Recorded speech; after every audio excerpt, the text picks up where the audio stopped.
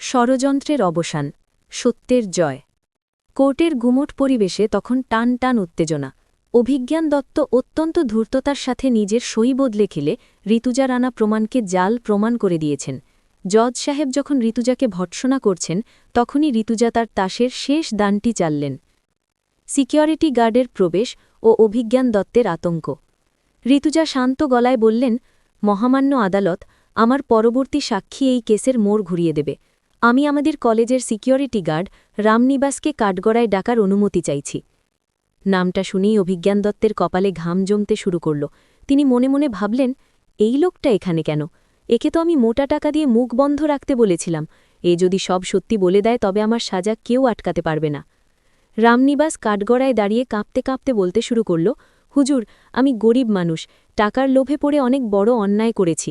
সেদিন রাতে অভিজ্ঞান স্যারই আমাকে বলেছিলেন বিহান স্যারকে কৌশলে ল্যাবে ডেকে আনতে। তারপর তিনি আমার হাতে এক ব্যাগ টাকা দিয়ে সেখান থেকে চলে যেতে বলেন। আমাকে কড়া নির্দেশ দেওয়া হয়েছিল, কোর্টে যেন আমি বলি যে বিহান স্যারকে ল্যাবে কম্পাস ম্যাডামই ডেকেছিলেন। আজ বিবেকের দংশনে আমি আর মিথ্যে বলতে পারছি না। সিকিউরিটি গার্ডের পর ঋতুজা কাঠগড়ায় ডাকেন কম্পাসের বাবা অভিজিৎ ভৌমিককে।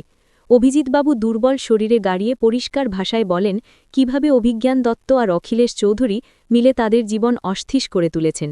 তিনি জানান, কম্পাসকে আটকানোর জন্য তারা তাকে নিয়মিত হুমকি দিতেন। ঋতুজা প্রমাণ করে দেন যে বিষাক্ত কেমিক্যাল বিহানকে অসুস্থ করেছে সেটি সাধারণ কেউ কিনতে পারে না।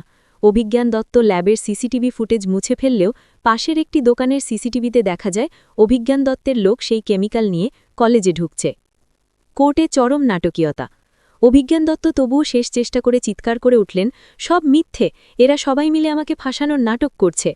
ঠিক তখনই কোর্টরুমের দরজা ঠেলে হুইল চেয়ারে করে ভেতরে প্রবেশ করলেন বিহান চৌধুরী স্বয়ং। তাকে দেখে পুরো কোর্ট স্তম্ভিত। বিহান এখনও দুর্বল, কিন্তু তার চোখ আগুনের মতো জ্বলছে। বিহান ইশারায় জজ সাহেবকে কিছু বলতে চাইলেন। তার হাতে ছিল একটি পেন ড্রাইভ।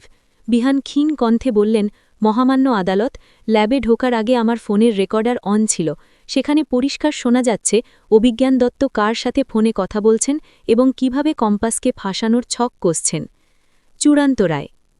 পেনড্রাইভের অডিও শোনার পর জজ সাহেবের আর বুঝতে বাকি রইল না যে আসল অপরাধী কে। জজ সাহেব গম্ভীর কণ্ঠে রায় দিলেন, ১. কম্পাস ভৌমিককে সমস্ত অভিযোগ থেকে সসম্মানে মুক্তি দেওয়া হল। ২. অভিজ্ঞান দত্ত এবং অখিলেশ চৌধুরীকে খুনের চেষ্টা এবং তথ্য প্রমাণ লোপাটের অপরাধে গ্রেফতারের নির্দেশ দেওয়া হল। রায় শুনে মোনালিসা কান্নায় ভেঙে পড়ল। সে বুঝতে পারল তার দাদু আসলে কতটা ভয়ঙ্কর। অন্যদিকে ঋতুজা আর কম্পাস একে অপরের দিকে তাকিয়ে জয়ের হাসি হাসল। কম্পাস তার বাবার কাছে গিয়ে জড়িয়ে ধরল। গল্পের শেষে দেখা যায় বিহান সুস্থ হয়ে উঠছে এবং কম্পাসের হাত ধরে বলছে, আমি জানতাম ঋতুজা তোমাকে ঠিক বাঁচিয়ে আনবে। আর পুলিশ যখন অভিজ্ঞান দত্তকে হাতকড়া পরাচ্ছিল তখন ঋতুজা পাশ দিয়ে যাওয়ার সময় ফিসফিস করে বলল, দাবায় হার মেনে নেওয়াই ভালো অভিজ্ঞানবাবু, বিশেষ করে যখন আপনার প্রতিপক্ষ সত্যের সাথে থাকে।